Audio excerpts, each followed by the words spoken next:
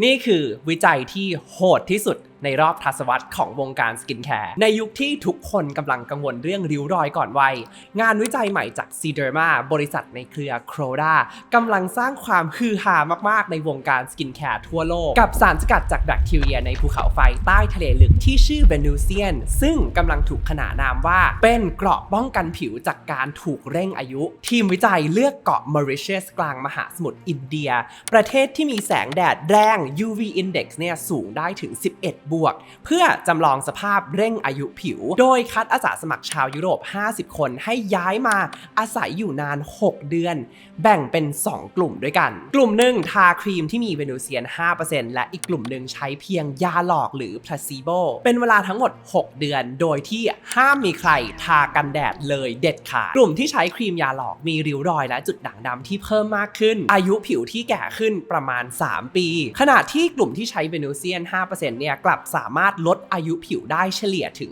5 ปีในเวลาเท่ากันเพราะเวนูเซียนเป็นสารต้านอนุมูลอิสระที่ทำงานได้ดียิ่งขึ้นถ้าเกิดอยู่ภายใต้ความเครียดยิ่งสูงเวนูเซียนจึงเป็นแอนตี้ออกซิแดนต์ที่ทำงานได้ยิ่งดีเมื่อเจอความร้อนและแสง UV ที่ยิ่งแรงเพราะเป็นกลไกเดียวกับที่ทำให้มันอยู่รอดได้ในสภาวะใต้ภูเขาไฟทะเลลึกการค้นพบครั้งนี้จึงถูกมองว่าเป็นอีกหนึ่ง turning point ในวงการสกินแคร์เพราะไม่ได้มุ่งแก้ปัญหาเมื่อเกิดขึ้นแล้วแต่เป็นการซื้อเวลาให้ผิวโดยการเปลี่ยนศัตรูอย่างแสงแดดเป็นอาวุธช่วยต้านความเสื่อมของเซลล์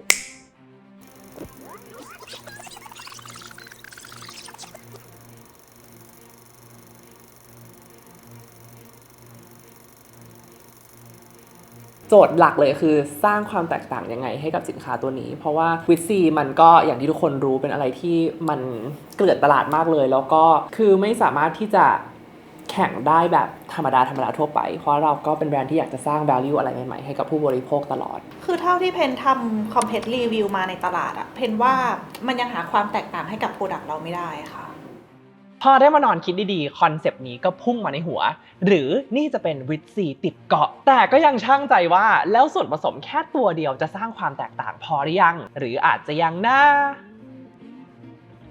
เซรั่มวิตซีเนี่ยเป็นสินค้าที่ลูกค้าอิงกุทุกคนรีเควสให้เราทำกันแบบเยอะที่สุดแล้วตั้งแต่ลอนช์แบรนด์มานะครับแต่ผ่านมา3 ปีก็ยังไม่ได้ทำสักทีไม่ใช่ว่าเราไม่ได้อยากทำนะทุกคนเราอยากทำมากๆด้วยซ้ำทั้งทีมบริหารทั้งน้องๆในทีมทั้งอิงเองแต่เรายังไม่เห็นว่าเราสามารถสร้างอะไรใหม่ๆหรือว่าแก้ไขปัญหาอะไรที่วงการวิตซีเนี่ยไม่ได้แก้อยู่แล้วเพราะเพื่อนๆที่ติดตามแบรนด์เรามาตลอดเนี่ยจะรู้ดีนะครับว่าเราเป็นแบรนด์ที่ไม่ได้อยากจะออกสินค้าแค่เพื่อสร้างยอดอย่างเดียวแต่เราอยากจะสร้างสินค้าที่เพิ่มคุณค่าใหม่ๆให้กับผู้บริโภคในทุกๆครั้งสร้างตัวเลือกที่แตกต่างไม่ใช่แค่ในแง่ของสินค้านะครับแต่รวมถึงการแก้ไขปัญหาใหม่ๆแล้วก็เล่าเรื่องใหม่ๆที่ยังไม่เคยมีใครได้เล่ามาก่อนอย่างที่ทุกคนรู้นะครับในตลาดเนี่ยก็มีวิตซีให้เลือกอยู่หลากหลายแบบมากๆเลยไม่ว่าจะเป็นรูปแบบวิตซีสดอย่าง ascorbic acid หรือว่าแบบอนุพันธ์นะครับซึ่งอิงเนี่ยก็เคยรีวิวไปแทบจะหมดตลาดแล้วเข้าใจว่าอยากทำแต่มันคิดไม่ออกอ่ะคือถ้าในตลาดมันดีอยู่แล้วเราจะทำไปทำไมแต่แล้วจุดเปลี่ยนของพวกเราก็มาถึง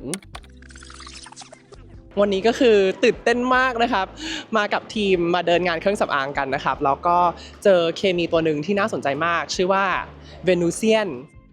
เมื่อปีที่แล้วเนี่ยเราได้ส่งโจทย์ไปให้โรงงานผลิตสกินแคร์ระดับประเทศหลายเจ้าเลยอยากจะได้เซรั่มวิตซีที่แปลกใหม่จริงๆให้ช่วยกันเสนอสารใหม่ๆช่วยกัน brainstorm ไอเดียหน่อยว่าสามารถทำอะไรได้บ้างไหมที่จะแตกต่างจากสิ่งที่มีอยู่ในตลาดอยู่แล้วคุยกันอยู่เกือบปีก็ยังหาคำตอบไม่เจอนะครับเหมือนกับย่ำอยู่ที่เดิมสุดท้ายเนี่ยอิงกับทีมอิงกุก็เลยตัดสินใจติดต่อไปหาโรงงานผลิตสารเคมีโดยตรงเลยซึ่งจะบอกว่าโดยปกติแล้วเนี่ยแบรนด์ส่วนใหญ่เขาไม่ค่อยทำกันนะครับเพราะว่ามันถือว่าเป็นขั้นตอนที่ต้นน้ำสุดๆเป็นการหว่านแหที่กว้างมากๆเลยนะครับเพราะว่าบนโลกใบนี้เนี่ยมีบริษัทขายสารเคมีเป็นร้อยเป็นพันเจ้าเลยเป็นขั้นตอนที่ทำให้ใช้เวลานานพอสมควรเลยตัวแรกที่เราเจอทำให้เริ่มเห็นแสงสว่างของโปรเจกต์นี้นะครับก็คือวิตซีสดหรือ ascorbic acid รูปแบบใหม่ที่เสถียรมากๆเลยนะครับแล้วก็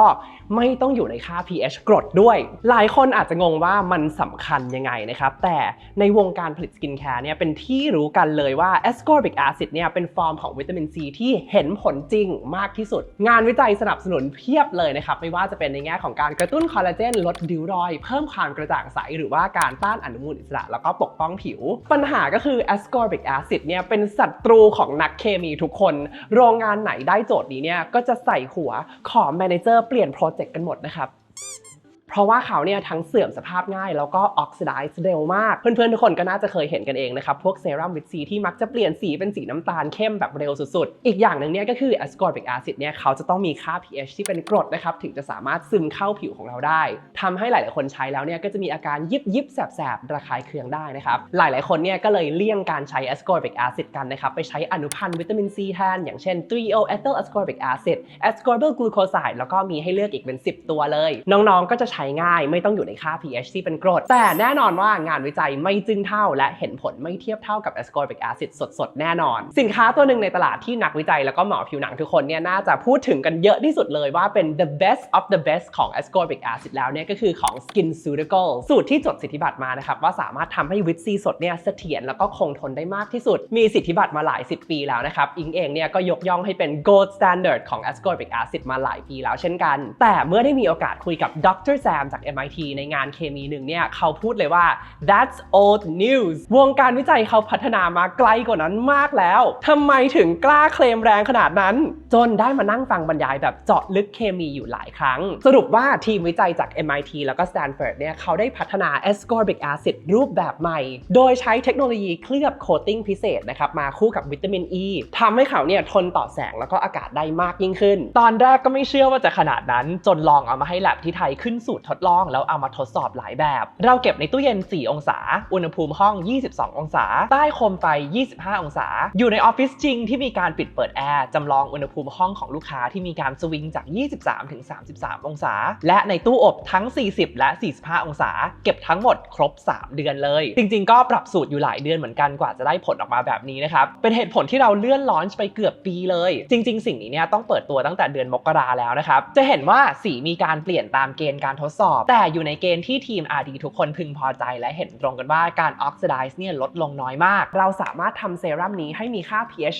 5.5 เป็นมิตรต่อกรอบป้องกันผิวเพื่อได้ประโยชน์จาก ascorbic acid แบบเต็มๆโดยไม่ต้องลดทอนประสิทธิภาพด้วยการใช้อนุพันธ์ที่มีงานวิจัยน้อยกว่าและทำให้เพื่อนๆทุกคนเนี่ยไม่ต้องทนกับความยิบแสบร้อนระคายเคืองด้วยพูดง่ายๆก็คือได้ทั้งประสิทธิภาพที่ดีที่สุดนะครับโดยที่มีความอ่อนโยนไปด้วยในเวลาเดียวกัน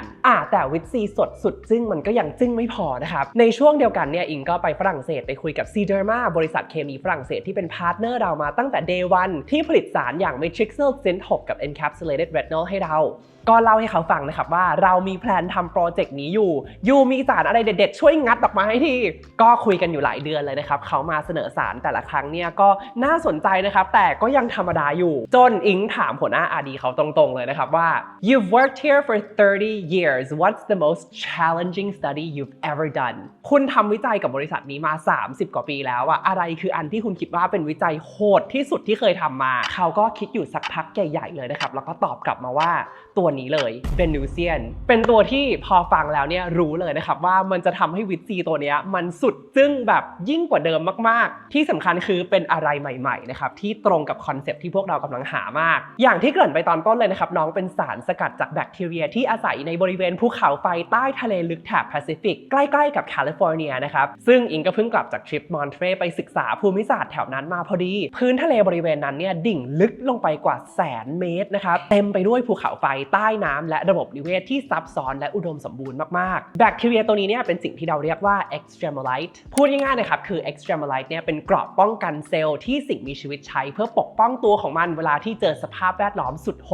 ดพอเอามาใส่ในสกินแคร์เนี่ยมีงานวิจัยสนับสนุนเยอะเลยนะครับว่าสามารถช่วยปกป้องผิวทำให้ผิวเนี่ยทนต่อแดดความร้อนแล้วก็มลภาวะต่างๆได้ดียิ่งขึ้นแล้วก็ยังลดอาการอักเสบของผิวที่ทำให้ผิวแก่เร็วด้วยอย่างที่บอกเลยนะครับวิจัยตัวนี้ไม่รู้ว่าค่าใช้จ่ายกี่10 ล้านใน5 ปีของการผลิตสกินแคร์มาเนี่ยสารภาพเลยว่าไม่เคยเจอวิจัยไหนที่โหดขนาดนี้จริงๆเอาผู้เข้าร่วม50 คนไปติดอยู่เกาะกลางทะเลห้ามทากันแดด6 เดือนนะครับมันจะโหดไปไหมผลออกมายังไงเนี่ยอิงให้ภาพเล่าเรื่องเลยละกันจะเห็นว่ากลุ่มคนที่ใช้เบนูเซียน 5% เนี่ยมีริ้วรอยจุดด่างดำความ แดงที่ลดลงโดยเครื่องวัดผิวเนี่ยเขาพบว่าอายุผิวของเขาเนี่ยลดลง5 ปีในขณะที่คนที่ได้ยาหลอกเนี่ยมีอายุผิวที่แก่ลง3 ปีนะครับมีริ้วรอยจุดด่างดำและความแดงที่มากขึ้นอย่างเห็นได้ชัดเลยเพราะเคล็ดลับกลไกการทำงานของ Extremolite ตัวนี้เนี่ยก็คือยิ่งโดนแดดยิ่งโดนความร้อนเท่าไหร่เนี่ยก็จะยิ่งไป activate น้องทำให้เขาเนี่ยทำงานได้อย่างมีประสิทธิภาพมากยิ่งขึ้นค่าใช้จ่ายที่ต้องจ่ายผู้เข้าร่วมในวิจัยนี้มันสูงมากนะครับทำให้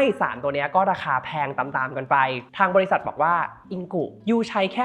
1.5% ก็พอแล้วแต่เราก็บอกไปเลยนะครับว่าถ้าคุณวิจัยมา 5% เนี่ยเราก็จะใส่ให้ถึง 5% เพราะเราคืออิงกุนะครับใส่เปอร์เซ็นต์อยู่หน้าขวดถ้าไม่ถึงมันก็จะเขินๆนิดนึงอีกหนึ่งตัวที่ทำงานร่วมกันได้ดีก็คือ Polvusop ที่เราใส่มาถึงโดสตามงานวิจัยเป็นสาร polysaccharide ประจุลบสามารถสร้างแผ่นฟิล์มเคลือบชั้นบนผิวนะครับเพื่อปกป้องจากฝุ่นแล้วก็มลภาวะระหว่างวันได้เราใส่มาเพราะว่าวิจัยเนี่ยชี้ว่าแสงแดดกับมลภาวะทำร้ายผิวได้แบบทวีคูณตรงกับคอนเซปต์ของเซรั่มตัวนี้ที่เน้นปกป้องผิวเป็นคู่หูกันแดดนะครับตรงกับคอนเซปต์แบรนด์ของเราที่เน้นเรื่องความยั่งยืนในทุกขั้นตอนรวมถึงแพคเกจิ้งขวดของเราด้วยนะครับที่ใช้เป็นวัสดุ PCR ทำจากพลาสติกรีไซเคิลเช่นเคยและส่วนผสมฮีโร่ตัวสุดท้ายเนี่ยก็คืออาหารประจำชาติของบ้านเรานี่เองไม่ใช่ต้มยำกุ้งนะครับไม่ใช่ผัดไทยนะครับกะเพรานั่นเองเป็นเป้าหมายของแบรนด์เราอยู่แล้วนะครับที่อยากจะชูส่วนผสมสารสกัดแล้วก็งานวิจัยของคนไทยให้ได้มากที่สุดดันซอฟต์พาวเวอร์คนไทยและปั้นคำว่า T-Beauty ให้เกิดให้ได้สร้างเอกลักษณ์ในสกินแคร์ไทยแบบไม่ต้องเรียนแบบชาติใดในโลกสารสกัดจากใบกะเพรานี้เนี่ยมีวิจัยบนผิวมนุษย์จริงแบบ in vivo clinical study เลยนะครับชี้ว่าสามารถช่วยลดริ้วรอยในผู้เข้าร่วมได้และอันนี้เนี่ยก็เป็นครั้งแรกเลยนะครับที่เราตัดสินใจสกัดสารไทยกับบริษัทที่ฝรั่งเศสก็เลยมีมาตรฐานแล้วก็ใบรับรองระดับโลกเยอะมากไม่ว่าจะเป็น EcoCert มาตรฐานการรับรองจากฝรั่งเศสที่ตรวจสอบว่าสินค้าและกระบวนการผลิตโปร่งใสและเป็นมิตรต่อสิ่งแวดล้อมจริงๆแล้วก็ยังเป็นสมาชิกของ B Corp และ Union for Ethical Biotrade Member ด้วยเป็นตราประทับว่าส่วนผสมนี้เนี่ยทำโดยธุรกิจที่มีจิตสำนึกไม่ใช่แค่เพื่อกำไรอย่างเดียวนะครับแต่ว่าทำเพื่อสังคมแล้วก็สิ่งแวดล้อมแล้วก็ชุมชนด้วยแน่นอนว่าตัวนี้เนี่ยผ่านการทดสอบการระคายเคืองและผิวแพ้ง่ายบนผู้เข้าร่วมจริงกับสถาบันผิวหนัง Greenleaf Chemical แล้วเช่นเดียวกันไม่พบอาสาสมัครที่เกิดอาการระคายเคืองหรือแพ้นะครับเนื้อสัมผัสของเซรั่มตัวนี้เนี่ยเป็นยังไงเดี๋ยวมาดูกันนะครับต้องขอ disclaimer ก่อนเลยนะครับว่ามันไม่ใช่เซรั่มแบบเหลวๆอย่างที่หลายคนอาจจะคุ้นชินกับพวกวิตซีทั่วไปนะครับตัวนี้เนี่ยจะเป็นเนื้อเข้มข้นมากนะครับเพราะว่าเราใส่สารเต็ม max dose หมดเลยเนื้อก็จะแน่นหน่อยกลิ่นแวบแรกเนี่ยมันอาจจะฉุนใบกระเพรานิดนึงนะครับเหมือนเข้าครัวทำเมนูประจำชาติเล็กน้อยอันนี้ก็พูดตรงๆจะได้ไม่ต้องตกใจกันนะครับเพราะแบรนด์เราเป็นแบรนด์ที่ไม่ได้ใช้น้ำหอมกลบกลิ่นเลยนะครับแต่อิงว่าโมเลกุลกลิ่นเนี่ยมันก็จะระเหยเร็วเหมือนกันนะผ่านไปไม่กี่นาทีก็จะไม่ค่อยได้กลิ่นแล้วนะครับเรามีการทดสอบผลแบบ in vivo กับผู้เข้าร่วมจริงด้วยนะครับผลจากแบบนี้กลายเป็นแบบนี้เลยยังไงก็รอติดตามได้ในเพจโซเชียลมีเดียทุกช่องทางของแบรนด์แล้วก็ของอิงนะครับส่วนรูทีนและวิธีการใช้เป็นยังไงเดี๋ยวไปดูกันมาดูวิธีใช้ในรูทีนกันต่อเลยนะครับใช้เหมือนเซรั่มตัวอื่นเลยนะครับให้ลงหลังล้างหน้าเสร็จถ้าเกิดมีโทนเนอร์หรือว่าเซรั่มที่เนื้อเหลวกว่าเนี่ยก็ให้ลงตัวพวกนั้นก่อนและค่อยตามด้วยตัวนี้นะครับสามารถลงได้ทั้งเช้าหรือว่าเย็นเลยถ้าลงตอนเช้าเนี่ยน้องก็จะช่วยปกป้องผิวระหว่างวันนะครับจากแสง UV มลภาวะแล้วก็ความเครียดต่างๆที่เราต้องเจอแต่ถ้าลงตอนเย็นเนี่ยน้องก็จะช่วยซ่อมแซมความเสียหายที่เราไปเจอมาระหว่างวันเช่นกันตัวนี้เนี่ยไม่ได้มีส่วนผสมผลัดเซลล์แล้วก็ไม่ได้อยู่ในค่า pH ที่เป็นกรดมากๆเพราะฉะนั้นส่วนตัวเนี่ยเองคิดว่าไม่ต้องทำ skin cycling ก็ได้นะครับสามารถใช้ได้ทุกวันเลยแล้วก็น้องเข้ากับสกินแคร์ตัวอื่นได้ค่อนข้างง่ายเลยทีเดียวด้วยความที่น้องมีเนื้อที่เข้มข้นเนี่ยเองแนะนำว่าใครที่มีผิวมันเนี่ยใช้แทนมอยส์เจอไรเซอร์ได้เลยหมายความว่าสามารถลงตัวนี้ปุ๊บและตามด้วยกันแดดได้เลยนะครับเพราะส่วนผสมเนี่ยช่วยบำรุงแล้วก็เนื้อสัมผัสเนี่ยช่วยกักเก็บน้ำไว้ในผิวได้ดีอยู่แล้ว disclaimer สุดท้ายก็คือสิ่งนี้ไม่ใช่สิ่งที่สามารถทดแทนการทาครีมกันแดดได้นะครับแต่เองอยากให้ทุกคนมองว่าตัวนี้เป็นตัวช่วยเสริมการป้องกันผิวซะมากกว่าเป็นคู่หูที่เกิดมาใช้คู่กับกันแดดเลยตัวนี้เนี่ยแตกต่างจากตัว Crystal Serum กับ Retinol Serum ของเรายังไงความสามารถของน้องเนี่ยเขาจะครอบจักรวาลนิดนึงนะครับด้วยความที่เป็น ascorbic acid บวกกับ Venusian แต่ส่วนตัวเนี่ยอิงมองว่าเขาจะเด่นในด้านของการปกป้องเป็นหลักเลยจุดด่างดำแน่นอนว่าสามารถช่วยได้แต่อาจจะไม่ได้เด่นเท่ากับตัว Crystal Serum ส่วนริ้วรอยก็ช่วยได้เช่นกันนะครับแต่อาจจะไม่ได้เด่นแล้วก็ตรงจุดเท่ากับตัว Retinol สำหรับพิกัดการซื้อวิตซีตัวเก่งของพวกเราเนี่ยเดี๋ยวเราจะใส่ข้อมูลไว้ให้ใน description box ด้านล่างเลยนะครับบอกเลยว่าราคาเนี่ยน่ารักมากๆสำหรับส่วนผสม ทั้งหมดที่เราใส่มาให้เต็ม max dose ขนาดนี้นะครับและตอนนี้เนี่ยเรามีจัด giveaway แจกฟรีด้วยนะครับกติกาเนี่ยง่ายมากเลยนะครับแค่เข้าไปกดไลค์เพจ Ingu Skin ผ่านช่องทางไหนก็ได้เลยไม่ว่าจะเป็น TikTok Facebook หรือว่า IG คอมเมนต์ใต้โพสต์ launch ว่านี่เป็นโค้ดลับจากอิงพร้อมให้คำอธิบายสั้นๆก็ได้นะครับว่าทำไมถึงอยากได้น้องและแท็กเพื่อนด้วย1คนเพื่อนๆทุกคนคิดยังไงกับ launch นี้มาฟีดแบ็กให้พวกเราฟังได้ด้านล่างด้วยนะครับหรือว่าใครได้ลองใช้แล้วเนี่ยมาบอกหน่อยว่าชอบไม่ชอบยังไงบ้างเป็น product ที่บอกเลยว่าทีมเราพัฒนานานที่สุดเลยตั้งแต่ launch แบรนด์นี้มาแล้วก็ตื่นเต้นมากๆเลยนะครับอยากจะส่งมอบสิ่งนี้ให้กับทุกๆคนแล้วขอบคุณเพื่อนๆทุกคนจากใจเช่นเคยนะครับที่คอย support ทีม Ingu แล้วก็คอย support ทุก product launch ของเราวันนี้พวกเราก็ขอฝากน้อง Ingu with C LX Glowing Serum น้อง with C ติดเกาะไว้ด้วยนะครับบ๊ายบาย